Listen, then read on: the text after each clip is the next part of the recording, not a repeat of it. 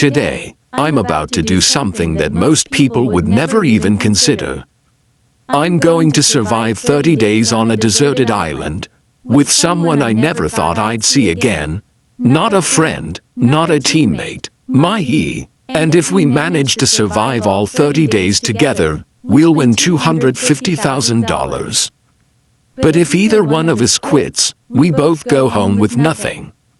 Introduction to the challenge. Most people break up and never talk again.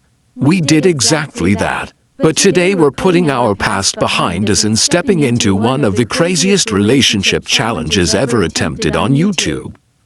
No phones, no internet, no outside help, just the two of us, stranded in the middle of nowhere. And this is where we'll be living for the next 30 days. Introducing the X. You might be wondering, why would anyone agree to do this with their ex? Well, let me introduce you to the person I'll be stuck with for the next month. This is my ex. I still don't know why I said yes to this. We broke up 2 years ago, and since the NWE barely spoke. Now we're about to spend every single day together, trying to survive. Explaining the rules. Before we started, we agreed on a few strict rules. We are not allowed to leave the island under any circumstances. We must build our own shelter from scratch. We have limited food supplies, and once they're gone, you have to find our own. And the most important rule of all, if one of us quits, both of us lose the $250,000.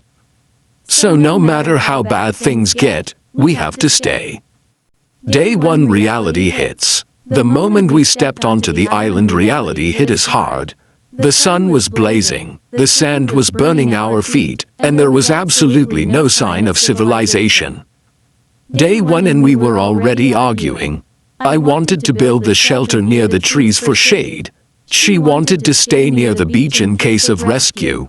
And just like that, we were fighting again, just like old times.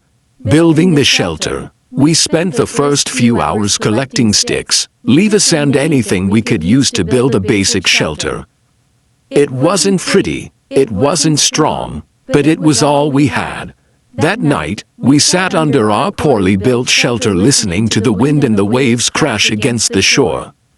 Neither of us said much. It felt awkward, like we were strangers forced to share the same space. First night struggles. The first night was one of the hardest nights of my life. The temperature dropped, the wind got stronger, and every sound in the dark felt like a threat. At one point, she looked at me and said, "What if we can't actually do this?" And honestly, I was thinking the exact same thing. Day 5, hunger and stress. By day 5, our food supplies were already running low. We tried fishing. We tried searching for fruit. Most of the time we failed. Hunger started making both of us irritated and emotional. Small disagreements turned into big arguments. At one point she said something that brought back memories of our breakup, and everything went silent. Emotional flashback. Being stuck together forced us to talk about things we had avoided for years. We talked about why we broke up, what went wrong, what we could have done differently. It was uncomfortable but also strangely healing. For the first time in a long time, we were actually listening to each other. Day 10, biggest argument. By day 10, the pressure started to get to us. We were exhausted, hungry, and mentally drained. One afternoon, while trying to start a fire, we got into our biggest argument yet. X, you never listen. That's exactly why our relationship failed. I snapped back, bringing up old mistakes, and within seconds, it felt like we were reliving our breakup all over again. For a moment it looked like one of us might actually quit. And if that happened, Ed would lose everything. The turning point. Later that night, we sat quietly near the fire. No cameras, no shouting, just silence. That's when she said something I didn't expect. Maybe we weren't ready for each other back then. That one sentence changed everything.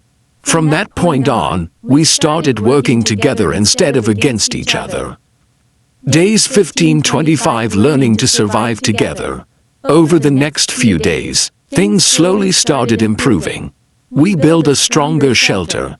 We finally managed to catch fish regularly. We even started laughing again. The island that once felt like a prison started to feel almost peaceful. We created routines, shared responsibilities and supported each other through the toughest moments. For the first time since our breakup, we felt like a team again. Day 28, almost giving up. By day 28, we were physically and emotionally exhausted. Our bodies were weak, and the thought of quitting crossed our minds more than once. But every time we thought about giving up, we remembered the $250,000 and everything we had already gone through to get this far. We weren't just fighting for money anymore. We were fighting to prove to ourselves that we could finish what we started. Day 30, the final morning. When we woke up on day 30, it didn't feel real. We had actually made it. 30 days stranded on an island, together without quitting. We packed up what little we had, stood on the beach, and waited for the boat that would finally take us home. The emotional ending. As we left the island, I looked at her and realized something. We came here as exes who could barely stand being in the same room together. But we were leaving as two people who understood each other better than ever before. This challenge wasn't just about survival. It was about forgiveness, growth, and second chances.